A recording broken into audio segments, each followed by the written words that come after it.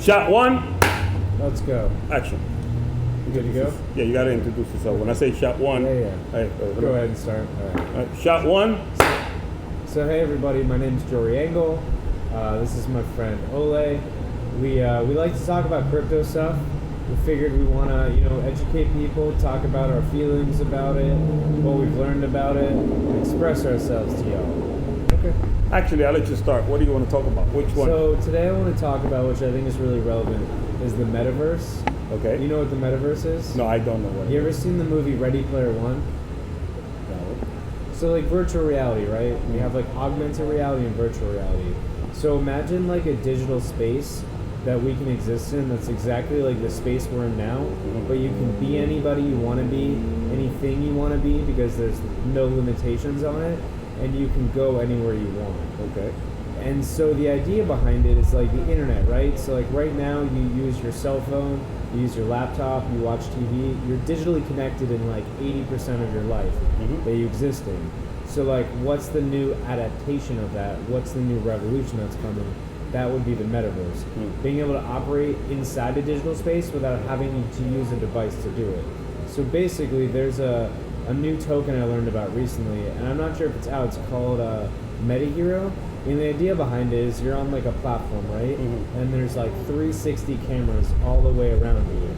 And so basically what happens with that is it digitally photographs the entire image and then is able to transform that and teleport it into that metaverse, into that digital virtual space.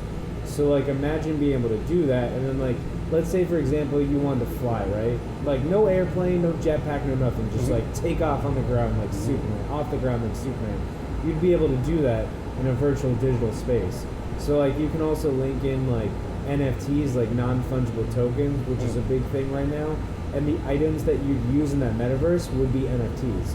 So imagine like owning a Lamborghini in the metaverse and then being able to rent that out to somebody like you could in our physical realm right now. Like imagine how small of a piece an NFT would be in an environment like that. You could chalk it up to real estate. Like if you wanted to own the Empire State Building in the metaverse, you could own that, and then when people go visit it, they'd have to pay you to have the privilege to be able to go visit that. So basically, it will be like a video game. Yeah, that's 100%. It's like a video game. Yeah, Everything 100%. in there. Like let's say you were studying the cosmos, the universe, right? And you wanted to like understand all of the ice and meteors that are in the rings around Saturn. You'd be able to physically go there in that digital space and be able to look at it for yourself. You imagine like, let's wait for this shit. Yeah, we got a cut. Not cut. Wait.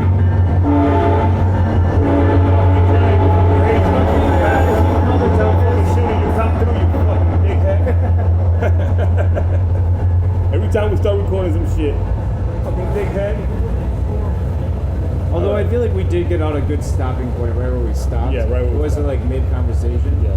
So let's try to make everything, and let's try to package everything into a smaller, not so long. Yeah. Because that's just something we're gonna throw in there. But people. Yeah. Well, I figured like we're gonna edit down the parts that we like that No, I we talked understand. about, Yeah. and then kind of use those as like small clips and stuff like Gotcha. that. But anywho, like there's been a big movement recently with the metaverse plays. Like Decentraland is one, Sandbox is another one, and so is Engine Coin. They've been pumping like a lot in the markets just based on the idea that Facebook came out and they're changing their name from Facebook to Meta because they want to be on the cutting edge of becoming part of this metaverse because they know there's a huge revolution coming up. So I think it's kind of fascinating, to be honest. Nice. I've been in it for a long time because I first heard about the metaverse in like January when I first got into crypto. I was like, damn, that's fucking brilliant, like there's limitless possibilities of what the applications are that you can use for that. I find it fascinating. Nice. Okay. Shiba. Yeah, okay. What do you want to say about Shiba? I don't know what I know what you got to say about Shiba. So I will say, Shiba to me is like the same thing as going to a casino and throwing $10,000 on black. Yes. You have what, like 46% odds it's gonna happen. Chalk it up to 50%, right? But like the whole idea behind it is that like it's not a project you hold on to that'll be around in the future. At least my personal opinion, not financial advice by any means. But there's someone that in January of this year threw in $8,000 because it's pumped so much, like astronomically up to the moon. They have a $5.7 billion worth of money in that coin. They can't sell it. Yeah, I mean they can sell portions of it, right? Like yes. they could probably pull out $10 million and it wouldn't crash the coin. Yeah. But had they pulled out that full amount, there's not enough liquidity that's in the market to even, cash it out on it. I don't know. I just don't personally believe in that kind of stuff. It's fun to play around in it. It's a novelty in the space, just like Dogecoin as a meme coin. And like, yes, it has utility and stuff being built on it, but at the same time, there's projects that I think are solving real world problems, and I think that's the way to look as investment. Like I wanna, COVID has highlighted how there's a huge problem with supply chains, right? Like shipping stuff from the other side of the world to here. Right now, it's taking months for things to get here. It's jacking up the price of everything because it's a scarcity with commodities like toys, with cars, with real estate, with all that kind of stuff. So now there's like coins like VeChain coming out, which helps to solve the supply chain problem. And like, it may not be a huge gain, you may not be able to make a huge amount of money with it right now, but at the same time, give that like 10 years and that's gonna be a huge cutting edge industry to kind of take over and invest into. Right. And I look at it like that, like I wanna solve stuff in it. I think that's the better play on it. Like Ethereum, right? It's like a decentralized internet. So like you have an iPhone, Ole? Yes. So you have an iPhone, right? So you run an iOS operating system on it. Yes. What if all of the applications you have on that, like a YouTube, for example, right? Like when you're on YouTube and you get views and you get subscribers, you're not being paid directly from the subscribers. You're being paid from the views that YouTube gets on their platform, from the amount of users they have. So what if you had a version of YouTube that was decentralized, to where because people like your content and like what you're talking about, they're investing into you. Like direct peer-to-peer transactions. Okay, direct transaction basically. You don't have to go to YouTube. I think it's beautiful, Dan. So like, why do you invest in cryptocurrencies? What do you like about it? Yeah. Why'd you get into it? Me? Yeah, you personally. What do you think? I mean, everybody's in for the cash. I'm assuming you're in it for the money. Yes. We all, well, a lot of us is, and some projects are good, and you start learning about different projects and stuff like that. So then you kind of start liking how, and you start looking not into, what's the price target. No, you're looking into what they doing more like than, you know what I'm saying? They're looking at just the price. Which projects have you invested in with the idea of you like them for what they're doing? XLM, I like.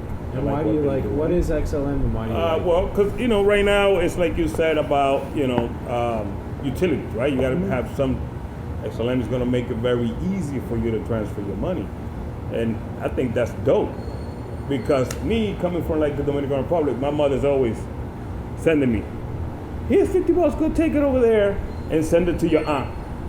In the Dominican Republic, right? So this thing takes me a drive plus $5. So it's a big process for you to go through. Then we have to wait for them to deliver the cash over there. I'm talking about. So what's the time? Takes a freaking day. Yes, you're wasting a whole day just. Well, not me, but I have to drive somewhere to go drop off this cash. Yeah. The cash got to go through a computer, which basically it's what XLM is going to do. The computer put the number and transfer the money. It's going to appear that money was deposited there. Now they grab it over there to cash and distribute the money. So why do you think there's a huge shift from traditional, like people traditionally have built wealth through real estate and through like stock markets, right? Like bonds and dividends and all that kind of stuff. So why do you think nowadays we're having a huge shift from like the traditional stock market to crypto? Like, what about it do you think interests people, and why do you think that there's been a big shift over the last, let's say, 6 years into the crypto market?